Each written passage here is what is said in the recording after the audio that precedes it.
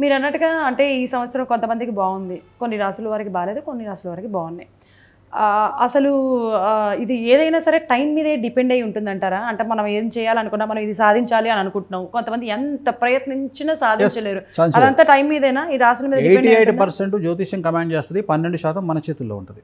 Okay. కాకపోతే మనం కష్టే ఫలి అంటారు. మనం సాధిస్తే ఏదైనా జరిగిపోతుంది. అసలు ఇలాంటివి ఏమీ నమ్మకూడదు. అది అప్పుడు మనిషి కంటే గాడిద బెస్ట్. ప్రపంచంలో గాడిద కష్టపడ్డట్టు మనం కష్టపడం. రైట్? కరెక్ట్. సో కూలీలు కష్టపడ్డట్టు మనం కష్టపడం. ఈ ప్రపంచంలో అతి కష్టం చేసేవాడు డ్రైనేజీ క్లీన్ చేసేవాడు. అవును.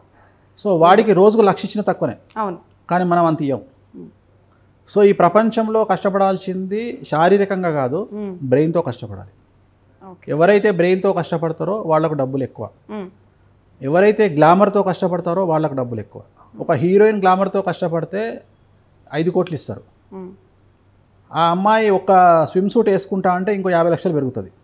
సో గ్లామర్తో కష్టపడే అవకాశం అమ్మాయిలకు ఉంది, బ్రెయిన్తో కష్టపడే అవకాశం అందరికీ ఉంది. సో బ్రెయిన్తో కష్టపడ్డ వాళ్లకు చాలా ఎక్కువగా డబ్బులు సంపాదించే అవకాశం ఉంటుంది. అందుకనే బ్రెయిన్తో కష్టపడండి అంటాం. అంటే బ్రెయిన్తో కష్టపడితేనే అందరు చదువుకుంది అదేలా, కానీ ఒక్కొక్క లాయరు గంటకి 10 లక్షలు తీసుకునే లాయర్స్ ఉన్నారు, సుప్రీంకోర్టు లాయర్స్. కరెక్ట్. హైదరాబాద్లో నెలకు 10,000 సంపాదించే లాయర్లు కూడా ఉన్నారు. అంటే బ్రెయిన్ అదే లా చదువుకున్నాం. అందరు హీరోయిన్లు అదే పని చేస్తారు. ఒక హీరోయిన్కి 10 కోట్లు ఇస్తే సినిమాకు ఒక హీరోయిన్కి 10 లక్షలు ఇస్తారు. సో వాళ్ళ లెవెల్కు పెరగాలి అంటే దానికి తగ్గ హార్డ్ వర్క్ చేయాలి. మనకు చాలా సింపుల్ అనిపిస్తుంది, ఒక సినిమా హీరోయిన్ చూస్తే సింపుల్ అనిపిస్తుంది, కానీ పొద్దున్న లేస్తే వాళ్ళు 4 గంటలు దాంట్లో జిమ్లో పడే కష్టం చూస్తే నరకం అనుభవిస్తుంది. వాళ్ళు ఎంత కష్టపడుతున్నారు, ఎందుకంటే ఆడవాళ్ళు సున్నితమైన శరీరం గల వాళ్ళు. సో వాళ్ళు అంత కష్టపడుతుంటే చాలా బాధ అనిపిస్తుంది. సో అదే అంటారు, దాన్ని హార్డ్ వర్క్ అంటాం. సో ఒక పొలిటీషియను చాలా ఈజీ అనిపిస్తుంది. ఒక సీఎం వ్యక్తిని చూడంగానే సీఎం అంటే చాలా గొప్ప అనిపిస్తుంది, కానీ ఆ సీఎంగా 18 గంటల నుండి 20 గంటలు వాళ్ళు పడే కష్టం మామూలు నిద్ర ఉండదు, 4 గంటలు నిద్ర ఉంటుంది.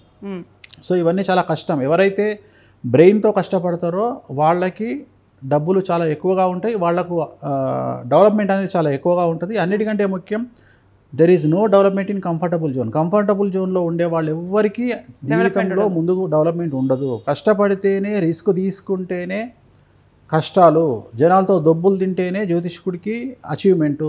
ఇంట్లో కూర్చొని జ్యోతిష్యం చెప్పుకుంటా కాంట్రవర్సీస్ చెప్పను అని చెప్తే పబ్లిక్ తెలవము. 10 మందికి తెలియాలి, 10 మందితో దొబ్బులు తింటేనే మనకు పేరు వస్తుంది.